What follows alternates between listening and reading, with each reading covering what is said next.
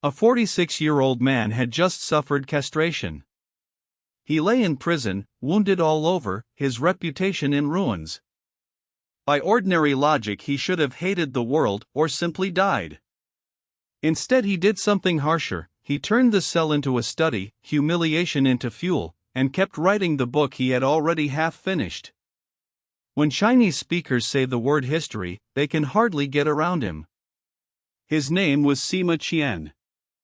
The work he left was first called Records of the Grand Historian, later we call it the Shiji, the Records of the Grand Historian. The word history here is one man choosing, in the darkest place, to keep a lamp lit. Good evening. This is Bedside Book Voice. Tonight we are reading the Records of the Grand Historian. If you are already lying down, dim the lamp a little. Put the phone farther away. Pull the blanket up. This book has 130 chapters and 3,000 years of lives, enormous. But you do not need to memorize the table of contents or read the whole thing tonight. Just follow my voice, hear how one man wrote his own pain into other people's stories, hear a few biographies and touch what it means to examine heaven and man, trace change through ages, and speak in one's own voice. Our reading list calls this book Understanding Heaven and Man, learning Sima Qian's view of history through a few biographies. We will follow that, no greed, just listening. Fall asleep halfway? Xiang Yu, Huaiyin, and Jingke will not mind. Neither will I. Let me set the rules first. Nothing to memorize, nothing you must fully grasp, no notes. What you take away are a few images that stick: the sword that never fell at Hongate, the kneeling humiliation in Huaiyin Street, the Linety River wind sighs, water runs cold, and the sentence written in a cell: though death comes to all men, it may be weightier than Mount Tai or lighter than a goose feather. Some images come from imperial annals, some from biographies. Together they form the memory bank Chinese culture reaches for when it says history. As for why the castrated man at the opening kept writing, that stays beside your pillow until halfway through tonight, when we return to it. First, meet the book and its author. Sima Qian, courtesy name Zichang, lived in the Western Han, born around 145 BC. Scholars dispute his death date, roughly the late reign of Emperor Wu. He came from a family of historians. His father Sima Tan was Grand Astrologer, calendar, astronomy, and historical records for the court. The post was not high, but it meant the family was bound to writing history. Sima Qian studied with his father from childhood, could recite ancient texts at 10, and from 20 traveled through Qi, Lu, Liang, Song, Shu, and Yun, not sightseeing, but asking, does what the books say match what the ground shows? He went to Xiufu for Confucius, to Chu to hear old men tell tales, to Shui to see whether common neighborhoods prospered. Read 10,000 books, walk 10,000 miles, that was his method. Much of the records came not from a closed study but from the road. When you read it, you sometimes feel earth under the feet. People stand on real cities and real rivers, not floating in concepts. On his deathbed, Sima Tan took his son's hand and spoke heavily. Our line, from the Yellow Emperor down to today, has served as Grand Astrologer for generations. The Son of Heaven charged me to sort old records and speak in my own voice. I could not finish before death. You continue. Clarify 3,000 years of thread, write the people and events that must be remembered into one book. Sima Qian agreed, and that promise became half his life. Sima Tan also said, I heard from our ancestors that Fuxi was pure and thick and made the 8 trigrams, Shinong made the plow, the Yellow Emperor, Yao, and Shun enlarged virtue and achievement. The historian's task is to carry that line of virtue and ruin down to the present. What Sima Qian inherited was not only a job but a family's word of honor. The records was completed in the Western Han, China's first general history in annals and biography form. 130 chapters, more than 526,500 characters. Picture a huge archive with 5 wings. Basic annals, 12 chapters on emperors, chronology, the spine. Tables, 10 chapters aligning feudal lines in great events like a fold-out time map. treatises 8 on institutions, rights, music, astronomy, calendar, economy, waterworks, the skeleton of the state. Hereditary houses 30 on lords and great clans, including Confucius and Shenxi. Biographies 70 on generals, strategists, assassins, knights-errant, writers, merchants, even some losers. The 5 wings connect, what annals skim, biographies unfold, what biographies omit, treatises supply. Before Sima Qian, Confucius compiled the spring and autumn annals, subtle praise and blame, each word a judge's verdict. Zhuo Qiuming wrote the Zhuo tradition to expand it. The Sima father and son changed the method, not only dates, but how people spoke, chose, and failed. From spring and autumn to records was a step from recording events to recording persons. Tonight you need not rank the two, just feel that people stay in the year at night better than years. Where does the book begin? With the basic annals of the 5 emperors, then Xia, Shang, Zhou, Qin, and Han. Sima Qian did not write backward from Emperor Wu. He wove legend, solid material, his father's drafts, and what he saw on the road into one long rope, Yellow Emperor and Yaoshun at one end, the smoke of Emperor Wu's age at the other. Do not fret whether the 5 emperors are fully historical, hear his intent. From what stories did this empire grow? That rope became the usual Chinese method, general first, then parts, rulers first, then everyone else. You need not turn all 130 chapters tonight. Like flipping a photo album before sleep, pick a few pages. How Sima Qian writes people, momentum, and judgment hidden in story. Start with the most famous annal page, Xiang Yu. The basic annal of Xiang Yu is the only annal centered on a loser. Annals should be emperors. Xiang Yu never took the title, yet Sima Qian gave him a long annal anyway, because those years changed the realm. Sima Qian writes not a villain but a force. You may know the boy who saw Qin Shi Huang's procession and said, "That man, I could replace him." Uncle Xiang Liang clapped a hand over his mouth. Hush, that is extermination for the clan. Then, you stood over 8 feet, could lift a cauldron, talent and pride overflowing. In a few lines, a fierce arrogant youth stands up. At Julu, Xiang Yu smashed the cooking pots, fought 9 victories, and the lords crawled forward on their knees, not daring to look up. Sima Qian writes it short and hard, they feared not Qin but Xiang Yu's reckless force. Force rises fast and scatters fast. Read Julu, then Hongate, the same man breaks the sky in battle yet lets opportunity slip through his fingers at the banquet. Not accident, character written into fate. Sima Qian makes no excuses, he writes both. Hongate, you know the jade that Fan Zhang lifted, hinting kill Liu Bang, Xiangbo visiting Zhang Liang at night, Fan Kuai bursting in, Liu Bang slipping out to the latrine. Dialogue, glances, wine still warm while hearts turn. The air tightens. Xiang Yu does not kill Liu Bang. Later men call it woman's mercy. Sima Qian does not simply curse him, he lays out courage, loyalty, doubt, pride. Later, at Gaixia, songs of Chu on every side. Yu Ji farewell. He rises, drinks, sings, strength to uproot mountains, spirit covering the world, but the times turn against me, my steed will not run. What can I do, Yu Ji, what can I do? Farewell my concubine on the stage comes from here, details are art, but the air of a hero's end Sima Qian fixed first. The ferryman at the Wu River urges him across east of the river is small, but you could still rule. Xiang Yu says, heaven destroys me, why cross? He cuts his throat. Sima Qian writes not only defeat but the pride that refuses to cross. In history, winning is not all, see how good cards are wasted, or how breath remains in the worst place. Sima Qian also writes Xiang Yu's rival Liu Bang, 2 sides of one coin. That boy's I could replace him is youthful wildness, Liu Bang entering the pass with 3 simple laws for the people is political craft. Sima Qian hides no preference, yet Liu Bang is no saint. Write merit and fault, otherwise later readers learn nothing from failure.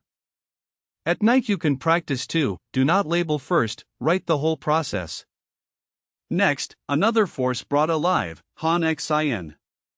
His story sits mainly in the biography of the Marquis of Huaiyin, the youth forced to crawl between a bully's legs in Huaiyin Street.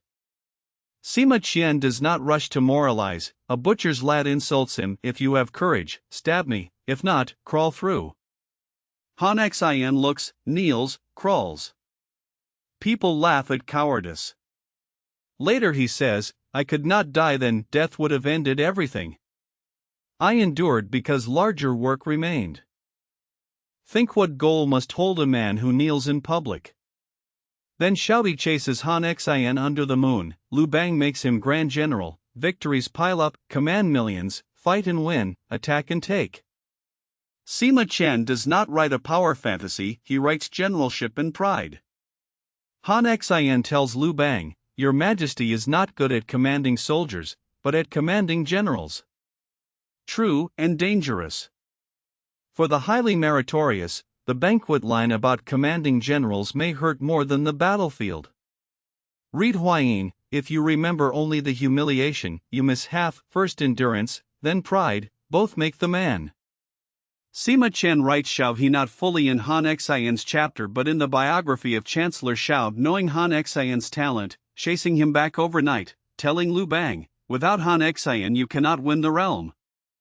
This is interlocking narrative, one event, different faces in different chapters, like a huge puzzle. When merit shakes the throne, Sima Qian calmly writes Han Xian's hesitation, his requests, his death tricked by Empress Liu into the palace. Momentum rises fast and falls cold. Sima Qian does not shout injustice, he writes the process for you to weigh at night. Zhang Liang in the same age took another road, plan within the tent, decide 1,000 miles away, then feigned illness and withdrew. At the end of Huaiyin, Sima Qian sighs, if Han Xian had learned from Zhou Bo and Fan Kuai to be a manageable general, would rebellion have happened? Not a verdict, a question: can you learn to withdraw at the peak? Another figure Sima Qian draws finely, Liu Bang. In the basic annal of Gaozu, the village pavilion chief who loved wine and curses yet gathered Xiao He, Zhang Liang, and Han Xian. Not a born sage king: failures, traps, siege at Baidang. Read Gaozu against Xiang Yu, one endures and uses people, one fights and cannot withdraw.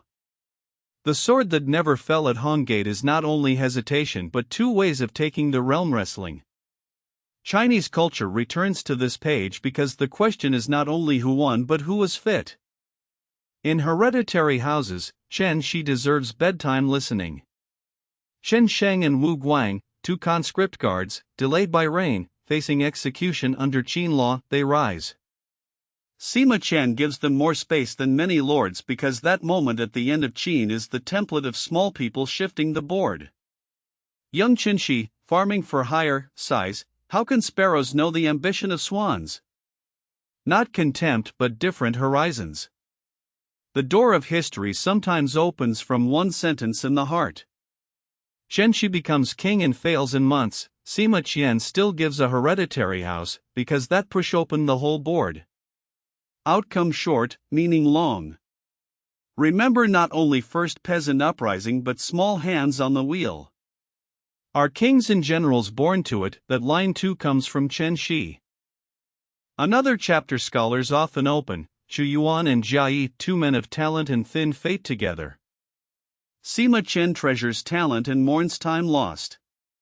He channels the Li Saw and Jia Yi's lament for Chu Yuan.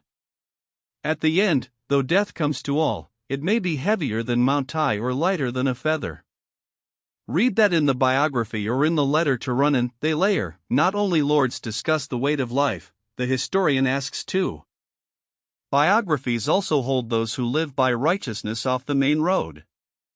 Assassins among the most famous. Chao Emo holds a dagger to Duke Huan of Qi and wins back Lu's land, leaving whole. Zhuanzhu hides a blade in a roasted fish and kills King Liao of Wu. Yurang avenges Lord Ji, lacquers his body, swallows charcoal, changes his voice, fails, and dies saying, "I repaid with righteousness, without regret." Jing Ku against Qin at Yi River, wind sighs, water cold, the brave go and do not return, a line Chinese culture uses for doing the impossible knowingly. Sima Qian writes Xing could drinking in Yen market before departure, the crown prince's urgency, the throw in Qin's hall fast as film. Some details are rumor. We hear how Sima Qian chooses and arranges so 2,000 years later we still feel the breath. At the end he steps forward, their righteousness succeeds or fails, but the intent stands clear, they do not cheat their purpose. Success is one thing, whether righteousness remains is another. He is speaking of himself too.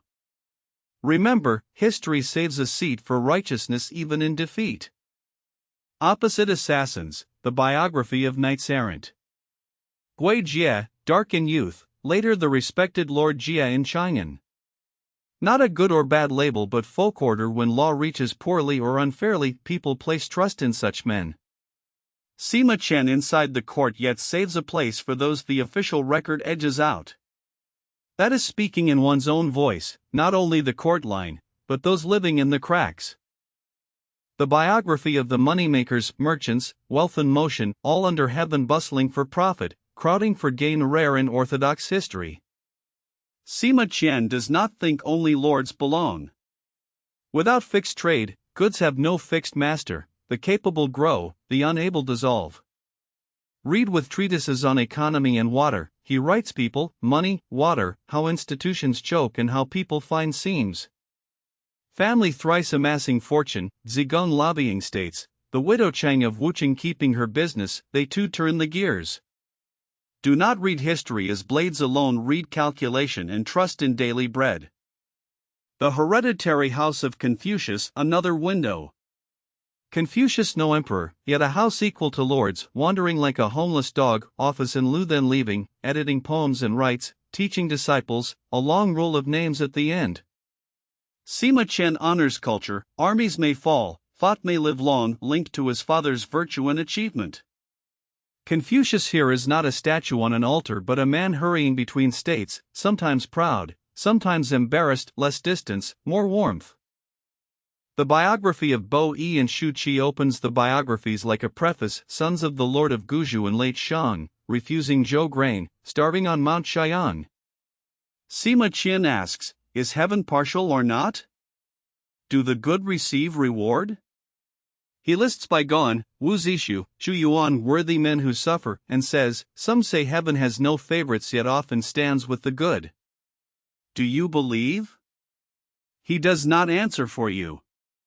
He leaves the question beside your pillow. Narrate without imposing, yet the questions are his. The biography of Wu Zishu is another force, avenging father and brother, whipping the corpse of King Ping of Chu, helping Wu conquer Chu, then forced to death by King Fuchai of Wu. Fury and loyalty tangled. Later readers call him loyal or cruel, Sima Qian keeps both. The historian's difficulty is not picking sides but writing complexity whole. Now back to the opening question, why did Sima Qian keep writing after castration? First, the Li Ling affair.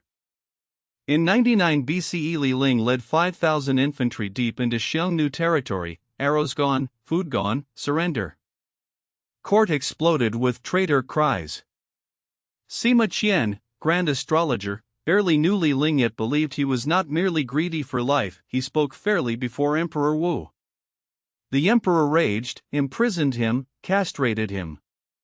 That battle was brutal, 5,000 against tens of thousands, shooting until no arrows remained. In the letter to Renan, Sima Qian writes, Li Ling held an empty crossbow, faced naked blades, turned north and fought to die. Speaking for Li Ling was not ignorance of subject and lord, it was refusing to shout traitor before explaining how the battle was lost. That sentence cost his body. If the historian writes only the throne's voice, history has one sound. Sima Qian chose another kind of cost. Li Ling died in Xiangnu lands, Sima Qian paid in the book for truths hard to speak aloud. Castration then was worse than death, not pain alone but name, status, family cut at once. The letter to Renan, though death comes to all, it may be weightier than Mount Tai or lighter than a feather. He could have died but the records were unfinished, he dared not. He lists Zhou Gong, Confucius, Zhu Yuan, Zhuo Qiuming, Sun Bin, Lu Buwei, Han Fei, those who rode deeper under suppression. He seeks to examine heaven and man, trace change through ages, speak in his own voice. The letter is long, pain opened in the dark to one who understands. Read the records without this letter and you miss half of Sima Qian. After release he served as palace secretary, continued sorting materials, finished the book. His death date is unclear, late Emperor Wu or shortly after. First titled The Grand Historian's Book, later The Records. History records people, momentum, choice, and the historian who completed himself under humiliation. The 46-year-old man neither destroyed himself in the cell nor wrote only hate. He made the cell a study, harder than any slogan. 3 keys, examine heaven and man. Is there pattern between fate and event? Can we choose in the unknowable? Trace change through ages, not a dead timeline but how dynasties rise, turn, fall, the same era returning in new masks.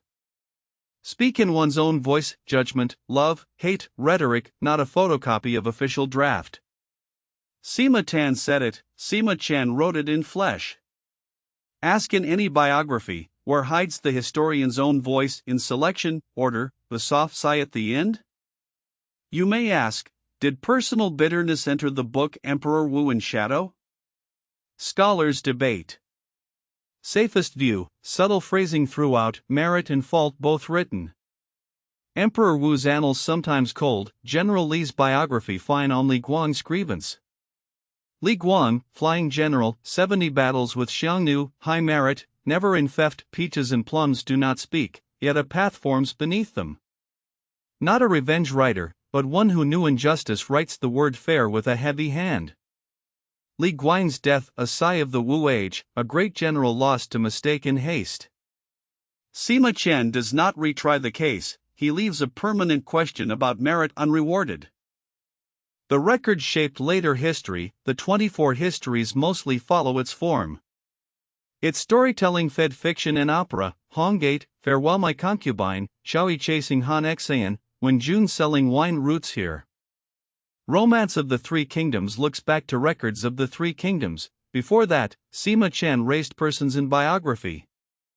Lu Shiji in the Tang called his work the historian's swan song, praise or goal, history that reaches the heart is swan song. A little on how to read so the book is not only story. Tables and treatises sound dry but suit night thoughts on great trends, economy, salt and iron, state versus people, waterworks. How does an empire run? Persons fill one cell, institutions another, together, tracing change. The 12-state table compresses spring and autumn chaos, you see year, state, event like subway transfers. Skip tables at first if you must, return when names are familiar. Many grudges in biographies were already seated in tables. First time reading? Start with biographies, names you know, Xiang Yu, Han Xian, Shenxi, Xiao He, Zhang Liang, assassins, knights errant. Ask, why so much ink on this person? Would the book stand without this chapter? Often it is not one person but a force, a choice, a situation. Chinese culture meets again. Advanced, interlocking narrative, Han Xian with Xiao He and Liu Bang's annals, Xiang Yu with Fan Zhang and Zhang Liang.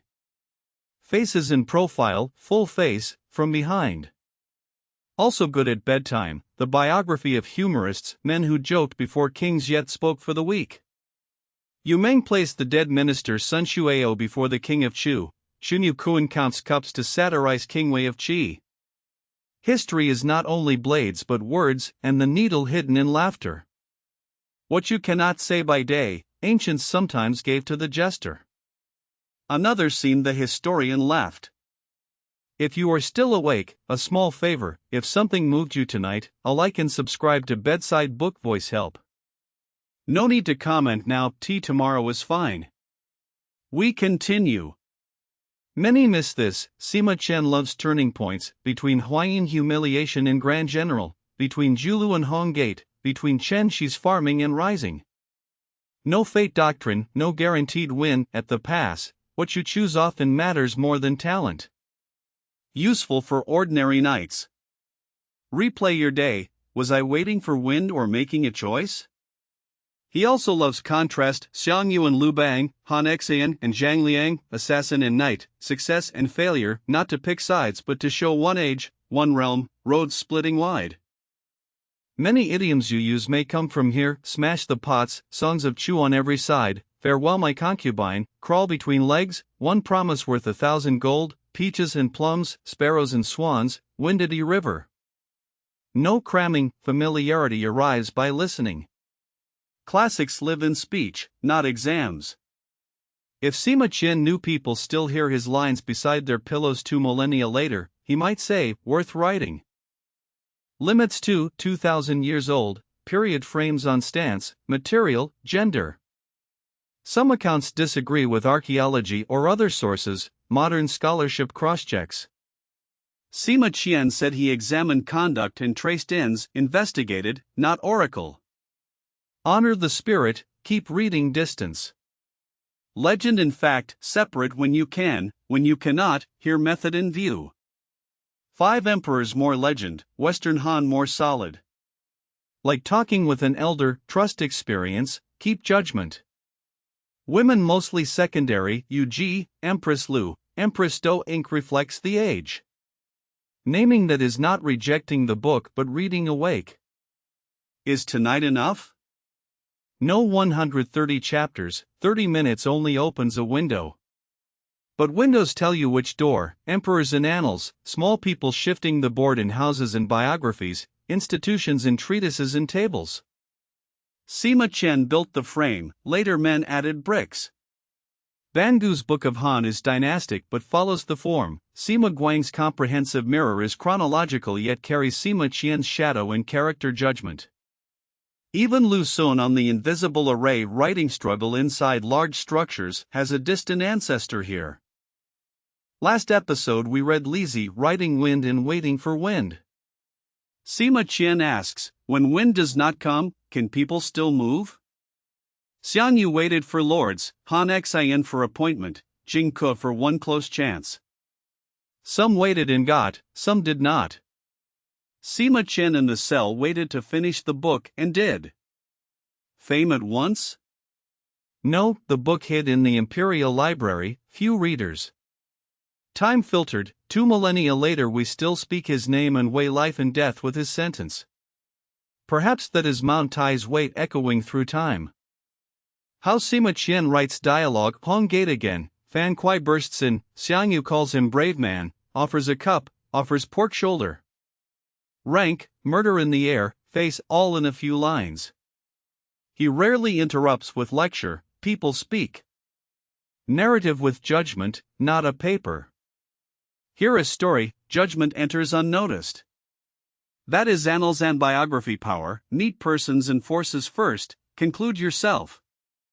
Later, read as novel first, history second, both steps to feel Sima Qian's depth. Penultimate paragraph, lighten. You need not become a historian or memorize 12 annals and 70 biographies tonight. Remember, history has not only winners but those who write it, not only imperial rights on Mount Tai but small lives light as feather, not only success manuals but those who finish under humiliation. Sima Qian wrote all 3 in 500,000 characters. You heard a corner enough to keep beside the pillow. Sleep. The rest can wait for daylight in pages. If awake, leave a comment. Who stayed with you, Xiang Yu, Han Xian, or Sima Qian? Subscribe and the bell so you do not miss the next episode. Next we may read the Book of Han, how Bangu writes on Sima Qian's frame. 2 books together clarify how history enters books. The Book of Han is dynastic, from Gaozu to Wang Mang, like a magnified window on the Han portion of the records. Same past, different cut. The records is vast, the world was vast when Sima Qian wrote, the cell was small. Yet in that cell he wrote much of early China's memory. Tonight you heard an excerpt with human warmth in it. Carry that warmth to sleep. Wake tomorrow still seeing Honggatori River, that is the book's print on your pillow. This is Bedside Book Voice. Good night, see you in the pages.